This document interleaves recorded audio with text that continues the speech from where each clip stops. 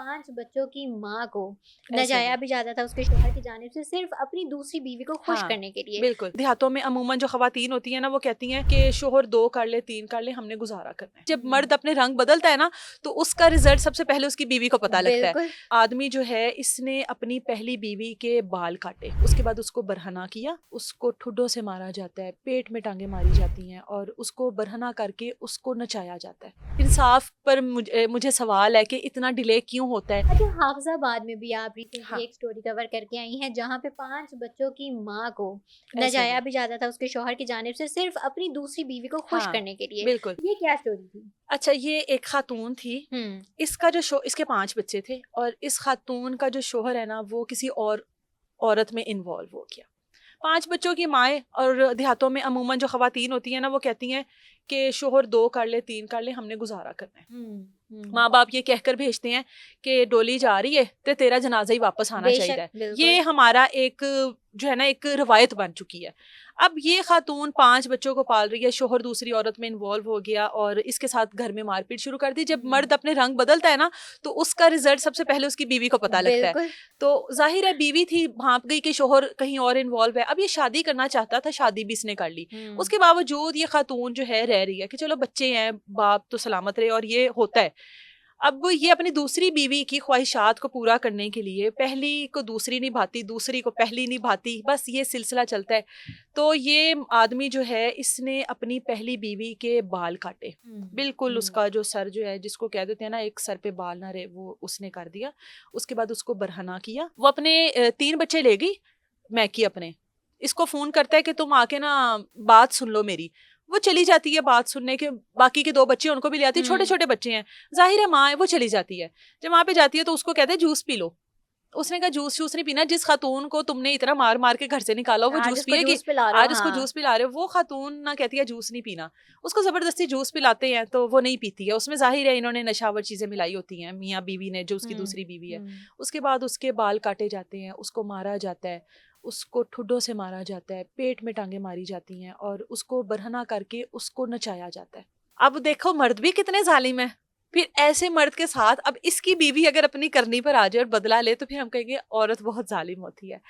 ख़ैर इसने उसको बरहना करके उसको नचाया, उसकी वीडियोज़ बनाई और उसको कहा कि तुम्हारी ये सारी वीडियोज़ तुम्हारे ख़ानदान में भेज दूँगा कि हुँ। तुम इस करैक्टर की मालिक हो, तुम्हारा ये किरदार है। वो खातून माफ़ियाँ तलाफ़ियाँ करती रही कि मत करो मेरे साथ ऐसे। ख़ैर उसको प्रॉपर जो है बरहना हालत में डांस करवाता रहा ये, और जो इसकी दूसरी बीवी है वो पास बैठकर तालियां बजाती रही, एंटरटेन होती रही ना उस चीज़ से। अब उसके बाद ये खातून ने कपड़े-शपड़े वापस अपने पहने, थोड़ी स्टेबल हुई, वापस अपने घर गई और उसके बाद ये केस फाइल हुआ। इसने अपने भाई को जाकर बताया कि मेरे साथ मेरे शौहर ने ये किया है। हुँ, अब शौहर की जहाँ पर बात आ जाए, आपका मुहाफ़िज़ है, आपकी इज़्ज़त सबसे पहले आपके शौहर ने बनानी है। जब वही शौहर आपको बरहना कर रहा है, जब वही शौहर आपको नचा रहा है, जब वही शौहर आपकी वीडियोज़ बना रहा है, आप उसके बच्चों की माँ हो और हुँ, आपकी वीडियोज़ बनाकर आपको कह रहा है कि मैं तुम्हारी फैमिली को दिखाऊँगा, तो यहाँ पर फिर ये मर्दानगी समझ में नहीं आती ना। हुँ। तो उसके बाद ये फिर केस फाइल हुआ, ज़ाहिर है केस रिपोर्ट हुआ ये। उसके बाद फिर हम लोग गए, उस खातून के साथ भी बात हुई। बड़े बुरे हालात में थी वो खातून और बड़ा बदतरीन तशद्दुद जिसको कहते हैं, वो उसके शौहर की जानिब से उसके ऊपर किया गया था और वो दुहाइयाँ दे रही थी कि मैं वापस नहीं जाना चाहती और इसको पकड़ो। बड़ा ये केस जो है ना, फिर फिरा के उन्होंने कहा कि जी ये आदमी तो ऑन ड्यूटी था, हुँ, तो इसको आप मत लेकर आए। वो ये कुछ था, तो वो उन्होंने कहा कि जी आप, ये तो ऑन ड्यूटी था। बड़े उन्होंने प्रूफ्स वगैरह इकट्ठे किए, लेकिन ज़ाहिर है खातून के साथ ये सलूक किया और खातून दुहाइयाँ दे रही है। तो तहकीकात जो है ना वो अच्छी नहीं होती हैं। इन्वेस्टिगेशन पे मुझे थोड़े से गिले हैं हुँ। और इंसाफ पर मुझे सवाल है कि इतना डिले क्यों होता है? क्यों फ़ौरी तौर पर नहीं मिल जाता? इन चीज़ों पर एतराज़ात तो होते हैं, लेकिन ज़ाहिर है आपका काम है रिपोर्ट करना, आपका काम है हक़ाइक़ दिखाना। उसके बाद के बाकी इदारों के काम है, तो हर इदारा अगर अपनी ड्यूटी अच्छे तरीके से सरअंजाम दे, तो मुझे लगता है कि ये केस काफ़ी हद तक कम हो सकते हैं। क्योंकि अब तो हम लोग भी कहते हैं यार आए दिन एक नया केस, आए दिन एक नया केस। तो अगर आपको इंसाफ मिलने लग जाए और किसी एक को सज़ा मिल जाए ना, तो ये केस में काफ़ी हद तक कमी आ बेशक, सकती है। बेशक, बेशक। आप आए दिन देखें, ससुराल वालों ने बहू के साथ कर दिया, ससुराल वालों ने बहू के साथ कर हुँ, दिया, शौहर ने बीवी के साथ कर, क्यों कर दिया भई? क्यों कर दिया?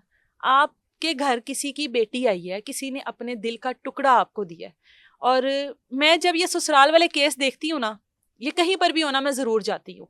ये कहीं पर भी हो, आपके ये पंजाब में, यहाँ पर कहीं पर भी होना, मेरी कोशिश होती है मैं जाऊँ। अगर मैं नहीं जा सकती एटलीस्ट मैं उसके लिए आवाज़ ज़रूर उठाती हूँ, चाहे मैं घर बैठ कर ही उसके लिए कुछ करूँ। तो ये ससुराल वाले केस जो है ना, ये बड़े हमारे लिए शर्मिंदगी, और शादी एक इतनी खौफनाक चीज़ हो गई है बिल्कुल कि अब इस बिल्कुल, चीज़ से खौफ आता डर है। जाते हैं लोग। ये है शादी, ये है ससुराल वाले। आपकी एक्सपेक्टेशंस जो है ना अब और कुछ हो गई है just because of social media, और आपके जो हकीकत है ना वो कुछ और है। हम्म। तो शादी एक खौफनाक चीज हो गई है मेरे मुताबिक।